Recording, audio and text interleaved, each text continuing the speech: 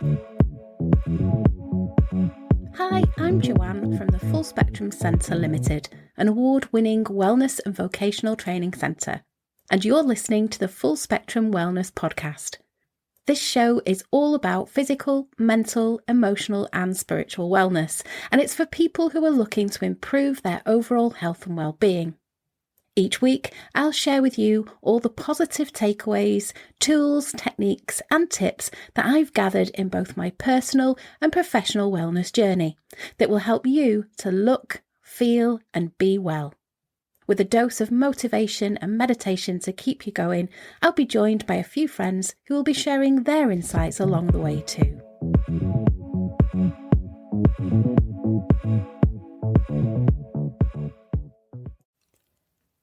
Welcome to episode 11 of our Full Spectrum Wellness Podcast.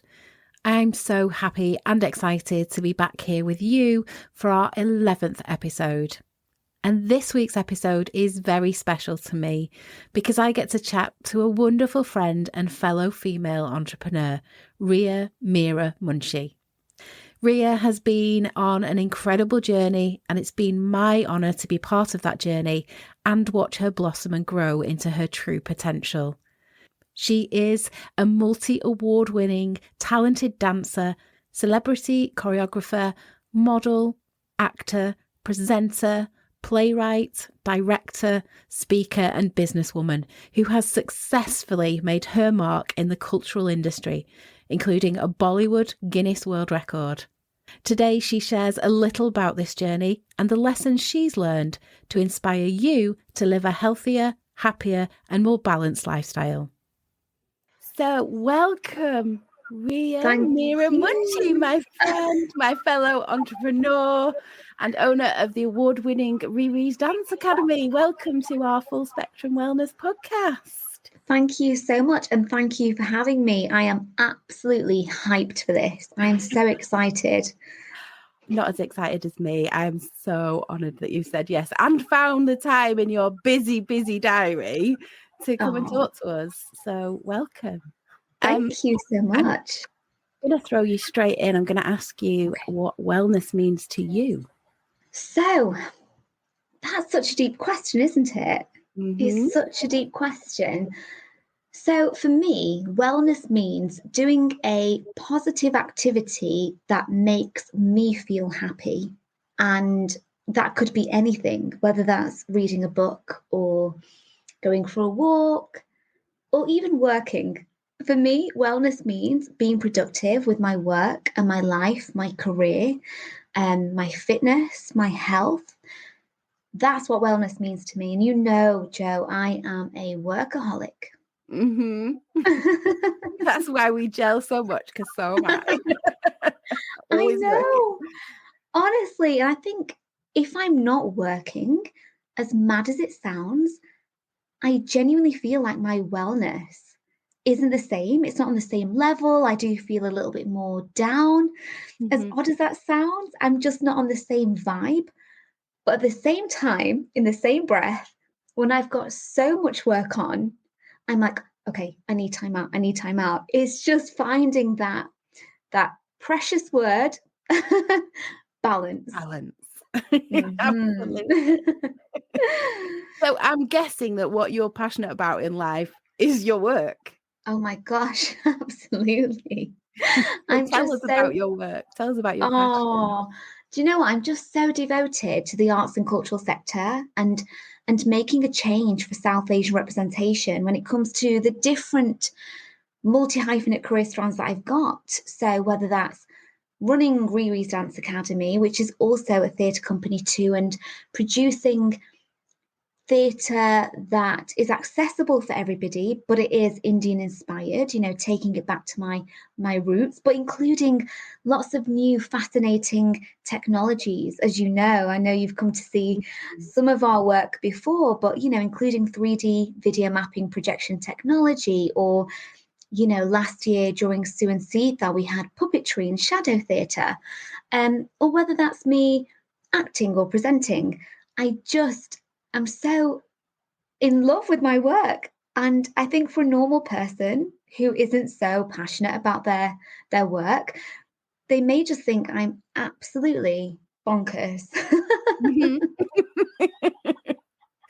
So I'm really interested. When did you first become interested in the performing arts? So it's been in my blood ever since I was born.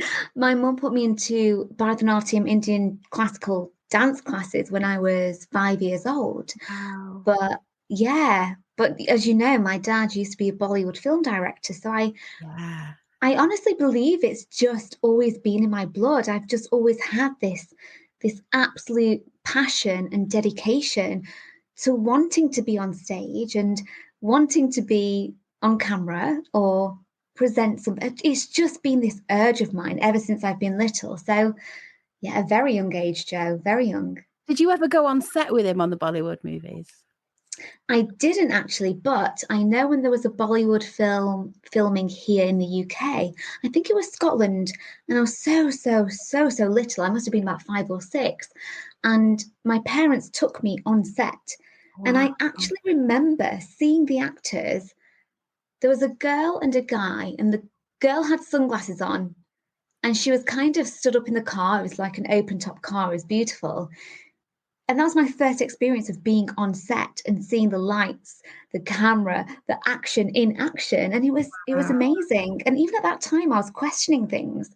But it was so fascinating for me. But I never actually thought that I would be living that life I wanted to. And I was, performing from such a young age in terms of dance and, going all around the UK and performing and having my parents watch. Wow. But yeah, it's very much a dream come true. And I think that's why I work all the time, because I just love it so much. And I know you can relate because I know how much you love your work too. Absolutely. It's not, I always tell my clients, it's not a job. Yeah. I get paid to live my passion and do my hobby. It's like I So wouldn't want to be doing true. anything else. Honestly, But it's about finding that balance so that you're not pushing yourself past that limit where it becomes yes, unhealthy. But like I say, it's not a job for me, and I know you feel exactly the same. I do, because I think there's a very fine line between work and play when it comes to a career that you're so passionate about. So for me, I struggle to find that line.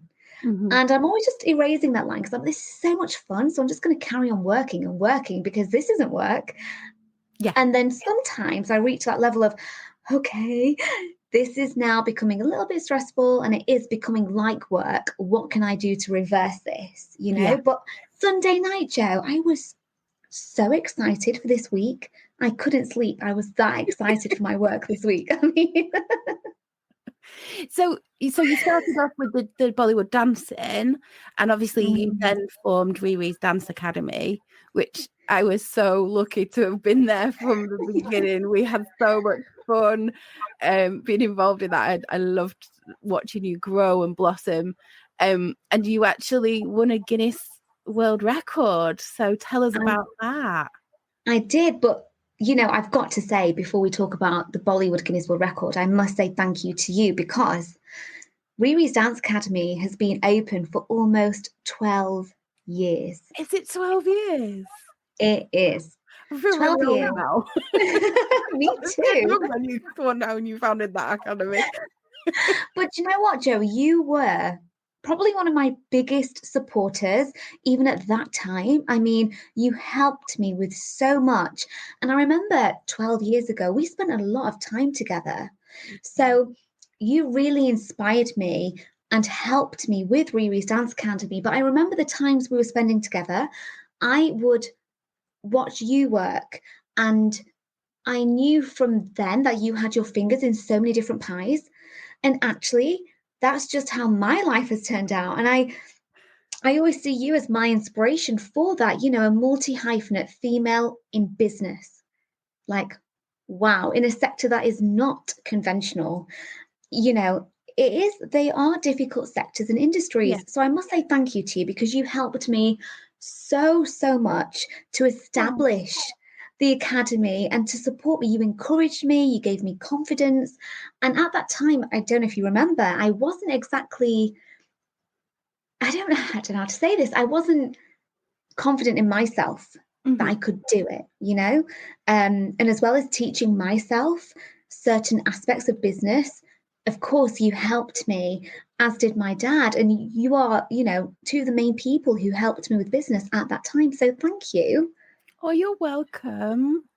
I remember seeing the potential, and I just knew it would work. I knew this was the right path for you.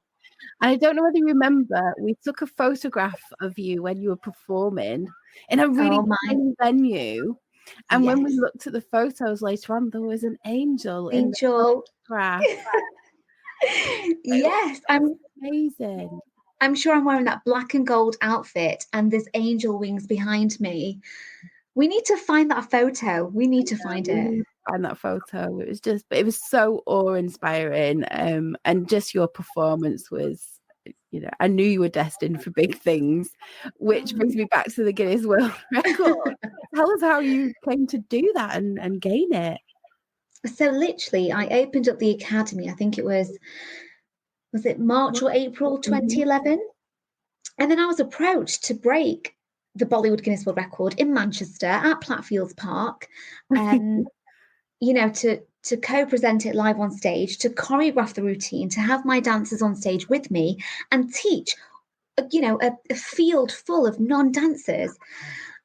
So yes, I broke it for the most people dancing to a Bollywood song simultaneously. So I was teaching 1,406 non-dancers. All at the same time?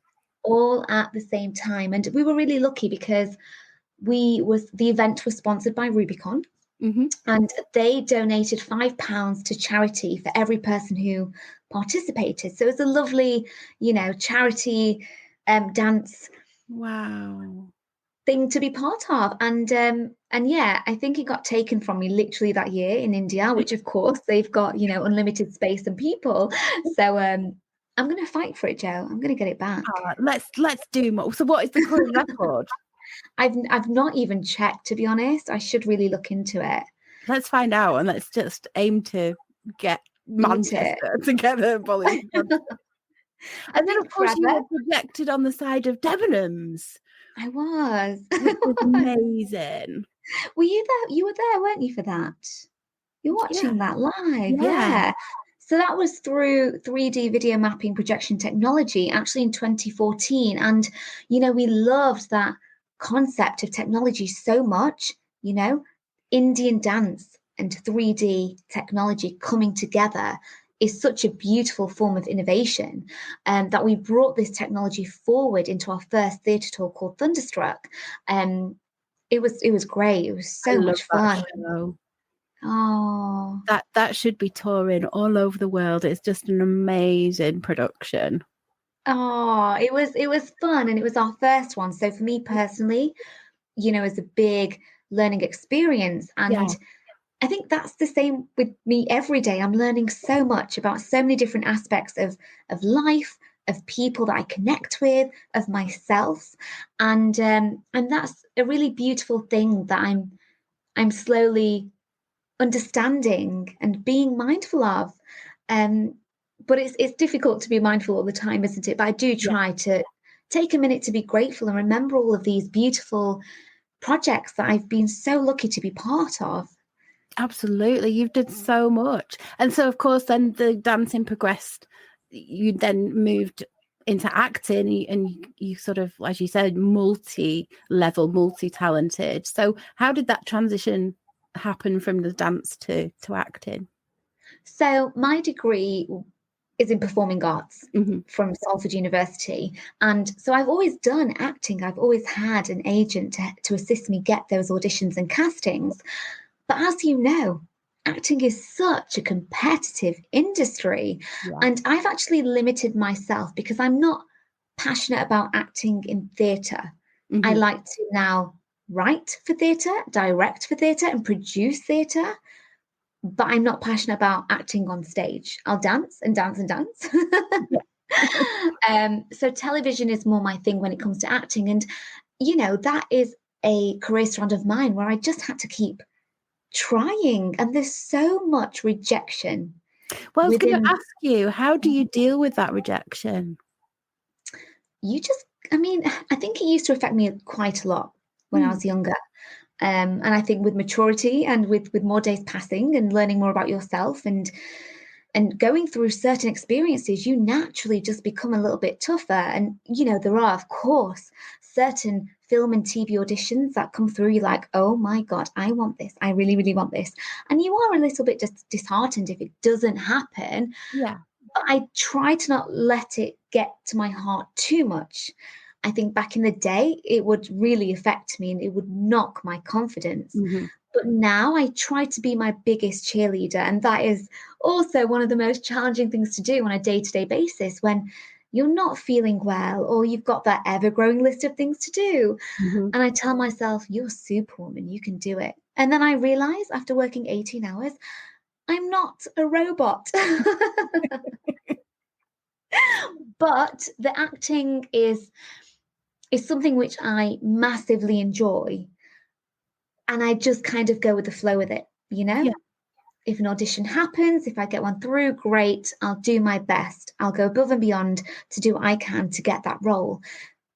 But if it doesn't, then I'm like, it's okay because God and the universe has a bigger plan for me. I just don't know what it is yet. Absolutely.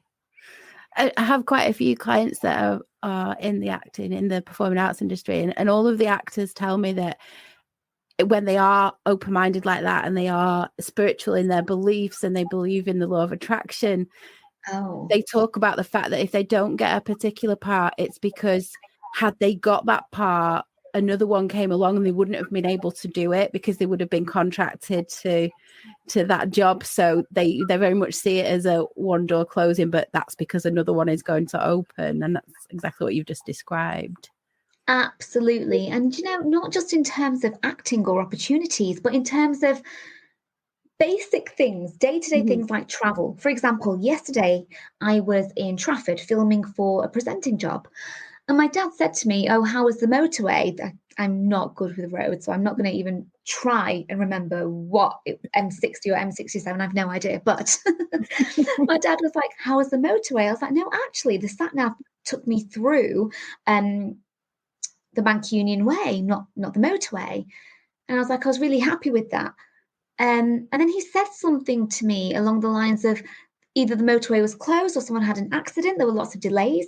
Yep. And at that point, I was like, that is so weird because my sat-nav brought me back on the motorway. However, taking me there, it wasn't. And that has happened to me, Jo, so much, so much. And I'm just like, I try to take the door closing, another door opening, phrase into all areas of my life, not just career, because I think when you start to notice it and recognize it and acknowledge it, you start to see it more and more, and you actually start to trust both the universe and yourself with your decisions. Yeah, well, there's synchronicities, aren't there? And if you notice and acknowledge that synchronicity, you start to have more of them, and that's basically how the law of attraction works. So, Jo, I'm getting synchronicities by the second at the moment. And I literally, before this conversation, I literally said to my mum, the universe and God has planned my life so, like, to the minute, to the second, in so much sync that even I'm becoming shocked with certain things and correlations, connections, and synchronicities between all different aspects of my career strands, but also within my life. I'm like, huh? Really? Okay, you did that well. Thank you, angel. Absolutely. And that goes back to what you said earlier about being grateful and having that attitude of gratitude. The more you are grateful for what you have, the more you will attract. Yeah. And to remember, it's hard to be grateful when things are going well, but also when things aren't going as well as you'd like, because you're in that situation where you are a little bit down. Of course, naturally, that's going to happen to anybody. But when things are going well, it's so easy to just get so engrossed with being in the flow of happiness and, our perceptions, whatever anyone's perception is of success, that we often forget to be grateful. And I'm trying to bring that forward so much, so it's at the forefront of my mind. And, Yeah. Just say thank you as much as I can, whether it's out loud or in my mind, or, looking up at the stars and just remembering that we are all so small in this world, and actually everything that we go through, regardless of how big it feels to us, is so actually insignificant. Yeah. But at the time, we think of course, we think it's such a big thing. I know how some of my experiences made me feel like, oh my God, it's the end of the world. But hindsight is a beautiful thing, isn't it? It is. And we have to remind ourselves that everything is temporary. So when we're going through those dips and the downtimes, they don't last forever. And I think when you, like you say, when we're having the successes and we're in that flow, sometimes it's hard to not take that for granted. Yeah. You've got to find, again, it's about balance, isn't it? And just finding that balance. Yeah. And you can never say thank you enough, can you, Jo? You can never be too grateful. What's been your favorite TV role? Oh my gosh. Oh, Dr. Chaterjee on Coronation Street. I was going to say, it's the role that me and your mum for years have been like, she's got to get it. She's got to get it. She's got to get it. I know. And now it's happening, and it's happened. And it's just so surreal and beautifully surreal, because it's been a dream, not just of mine, but of so many people around me, like yours and my mum's, and my nannies, my dad's, my granddad, who's no longer here. So it's really beautiful that I'm able to fulfill a lot of people's dreams. I think those who've got lots of love and good intentions for me, they know how much this meant to me. So definitely my favorite role. Definitely. So for those listeners that don't know who Dr. Chaterjee is, just tell them what show that's on. So Dr. Chaterjee is on Coronation Street. Yay!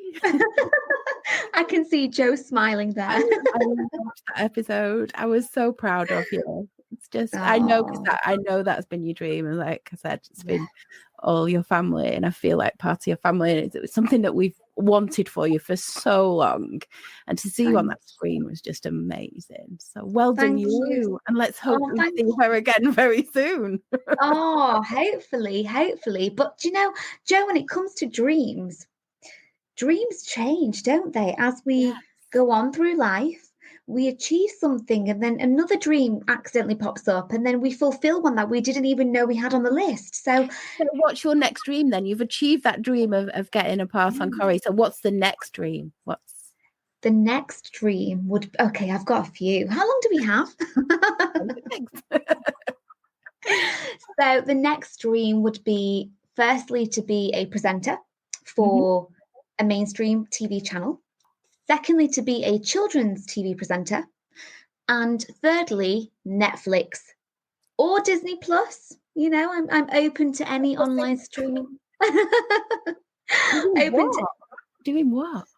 Well, just, doing my acting in one of these online streaming platforms. Wow. So not going to limit myself to just say Netflix, because there are so many now out there. Yeah. So, and that's lovely, because it opens up the door for beautiful opportunities. But Disney Plus or Netflix, Amazon Prime. Yep. Let's put it out there. So let's do a group manifestation. So if you're listening to this podcast right now, just imagine the names coming up on the credits, and Ria Meera Munshi is there. She's on it. Let's get you there. We've done the Corrie one. Let's do streaming channels. Yeah. Fabulous. So that's all about your professional journey and your work. I want you to tell us a little bit about your wellness journey and some of the challenges that you've faced. And I know from a health point of view, you've faced a lot of challenges. So would you like to share some of those with us? Yeah. So, about my physical health and, my skin conditions, and how that it did set me back. It set me back, and it knocked my confidence quite a lot. And I think that's why I do understand that it is an obstacle. It is challenging to be grateful and happy when you are in a place of physical or mental pain. Yeah. Because you're in this vicious cycle, and it takes a lot to break that, and to see the light that you will get better. And it does take a lot. And I absolutely can see both sides. I think wellness is very much a topic that, it's a hot topic, isn't it, at the moment? Yeah. And the word balance is one which I see so many times a day on so many different platforms. And I was saying to you before we had this conversation, before we went live, that I think there's a lot of pressure on people now to do the things that Instagram posts are telling us to do.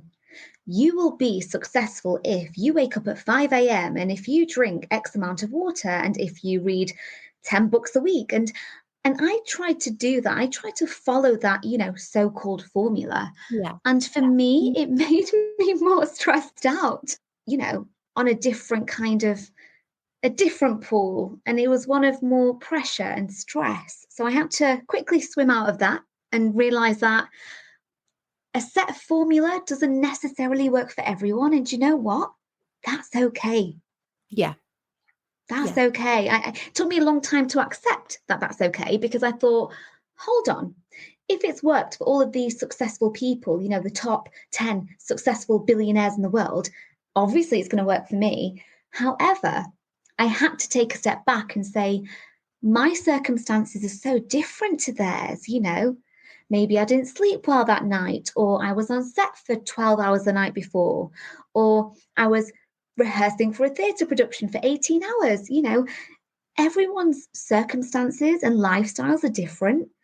So to try and conform into what an Instagram post or a YouTube video tells us, and I did try this for so long, it really set me back. And if I couldn't wake up early one day or didn't do my meditation, I am an absolute perfectionist. I was like, oh my God, I feel terrible. I ruined my flow. What am I going to do? And I'd disalign myself. I felt like I was almost moving my own chakras around because I was almost self-inflicting this pressure. And it wasn't healthy for me, Jo. It really wasn't. No. And this is why I ask everybody what wellness means to them, because it's a very personal journey, and what one size doesn't fit all. So what works for one person doesn't work for another. So it's finding the things that do work for you and then sticking with them, rather than, like you say, putting yourself under pressure to meet those criteria, to follow that advice when that's not right for you. So and being okay with that, accepting it and learning that just because somebody that wakes up at 4 o'clock in the morning, does their affirmations, does their meditation, their yoga, their exercise, and who has already drank 2 liters of water and cooked for the day before 6 o'clock, that doesn't mean that you have to, and it doesn't mean that you're behind, and it does not mean that you're not going to be successful either. Absolutely. Whatever success means to you. Absolutely. So what are some of the biggest challenges that you've faced that you think have held you back, that you've had to overcome? So I most definitely my health, and I had to do a lot of self-healing and dipping into different strands of wellness and do what worked for me. Like I just said, another challenge was the pressure of what social media and all these experts tell us to do. Those would be my two main ones, really. Okay. And also, actually, no, there's one more. Sticking to a routine. Oh. And yeah. Okay. Why has that been a challenge? Like I said, because sometimes if I've not slept well, or a deadline's come up for a new self-tape, or something else has happened, I have to prioritize. I never prioritize sleep, let's be honest. But I have to prioritize work, or maybe go and see my nanny, or, so it's hard for me to stick to that routine of, waking up at a certain time and doing X, Y, and Z. Sometimes I have to leave X, Y, and Z and be okay if I can only do those 3 letters the week after, Yeah. Okay. So do you try and have a daily self-care routine and then kind of adapt it depending on what's coming in work-wise? Yes. So it changes daily. It kind of has to. And it's been a big thing for me to deal with and accept, because a lot of people say you must have a routine, you must have this and you must have that. But I've chosen a career that is so flexible, you know, and you have to be flexible, but disciplined at the same time, you know, and those go hand in hand. And there's a lot of accepting you've got to do. So not having a routine actually helps me more than having one. Yeah. And when I'm in a routine, for example, you know, if I'm doing TV work or traveling to Hollyoaks for work, we get into that flow of a routine. But I'm more than happy to, you know, break that flow once it's stopped and I'm moving on to the next project. I have to be quite adaptable now. I do. And it's taken me time to learn, because it's a skill. But now but now I'm just feeling so free, and I'm like, yeah, you know, let's just see what happens, and not to put pressure on myself. Yeah. And again, it comes down to that balance, doesn't it? So because you have to be so flexible and adapt to different situations, how do you find that balance between work and home life? So if I've worked for, let's say, 12 hours, I'm not afraid to continue working if I have to and I want to. And I sometimes do reach a point where I'm like, oh, do you know what? Yeah, I do need a couple of hours off. And I'll just allow myself that time. Or I'll just say, okay, I need to book a massage like right now. And trying to take time out that's not necessarily related to a health appointment, like going to the doctors. You know, if you've got an appointment booked, you have to go. However, I must admit, if I've arranged to meet friends or, you know, I do sometimes have a tendency to say no or cancel, because if work is my priority or I'm too tired, I've learned to kind of not be the girl who has to put something on her social media stories to say she's out just because it's Friday night, but to be like, actually, do you know what? I'm reading a book on Friday night, and that is okay, you know, and it doesn't make me uncool to do that. You might consider me geeky, and I don't care, because I am. I am a geek. I am, and I love it, right? But back in the day, even a few years ago, I would have put a lot of pressure on myself to be out just for the sake of being out. But now I'm so precious with my time and my energy and who I give it to. And that's both in relation to work and projects, what I choose to take on, and also who I choose to see in my own time. And it is a handful of people now, Jo. It really is.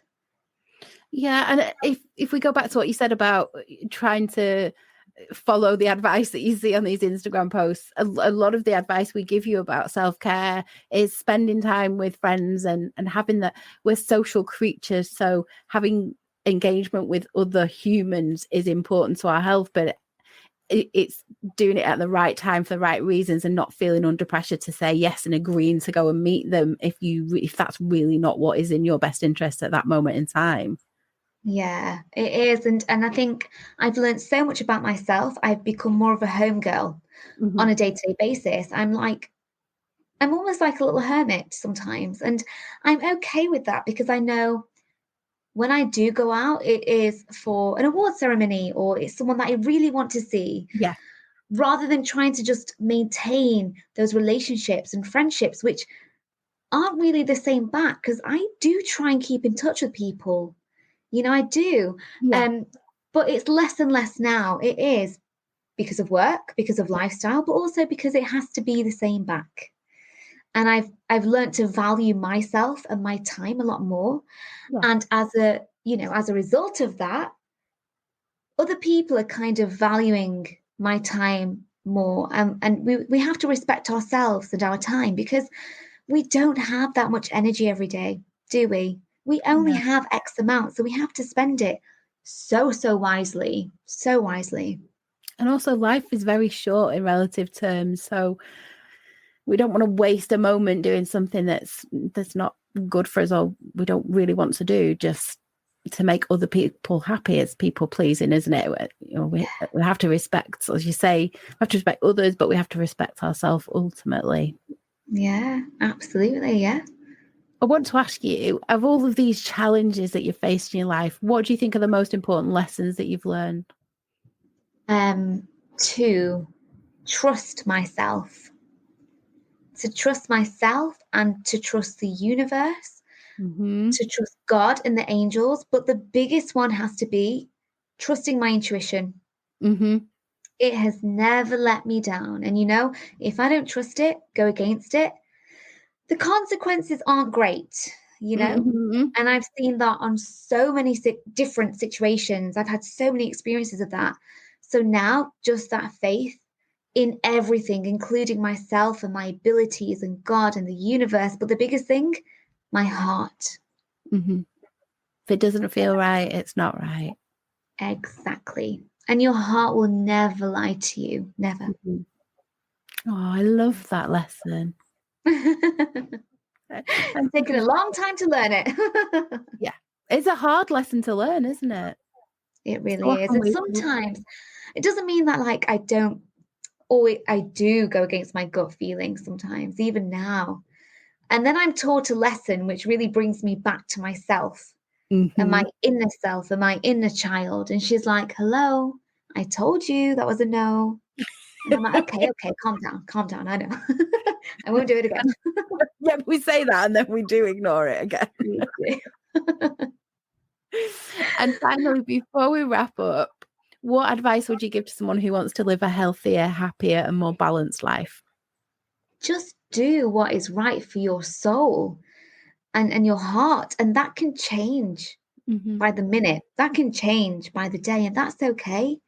There's nothing wrong with that. You just have to do what's right for you. And of course, I mean that do positive things that are good for you, undergo those activities and, really look after yourself from the inside out, because we only have one body, but at the same time, we only have one mind and we've only got one heart. And I say to my mum especially, your heart's precious. My heart's precious, and all of our hearts are precious. And we really need to remember that. Yeah. And dream big. Dream so big, because no dream can be too big, can it? No. Can't You've just got to reach for your dreams. Yeah. Which is exactly what you've done. And I'm so proud of you. And I'm so honoured that you've shared your journey with us today. Thank you so much for having me. And I can't wait to come back for part 2 when more dreams are fulfilled, Jo. We've got so much more to talk about, especially I just know there are great things going to continue to come to you. So we will all be watching. Thank you. And good things for you and the world and everybody listening. And, Absolutely. We want good things for everybody, don't we? We do. We're just sharing the love with everybody.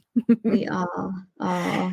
Thank you once again, Ria, for joining us and just for sharing your story and inspiring. You inspire me every day. So thank you so much. As you do, for me. So thank you to you too. You're very welcome. Oh, thanks, Jo. I hope you enjoyed this episode as much as I did. I'm so grateful to Ria for taking time out of her busy schedule to join me and share some of her incredible journey with us. She has overcome many challenges in her life, but her passion, motivation and determination has meant she's been able to overcome them and achieve her dreams. I love the life lessons she shared about trusting your intuition and heart, having an attitude of gratitude and dreaming big. And my hope is she has inspired you to do the same.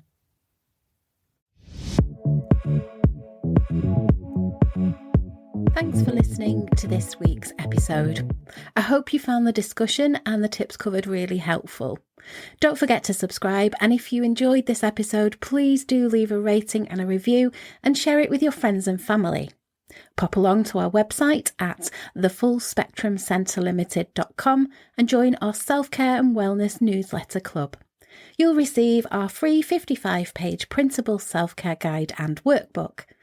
Well, that's all for this episode, but I really look forward to seeing you next week. Take care and bye for now.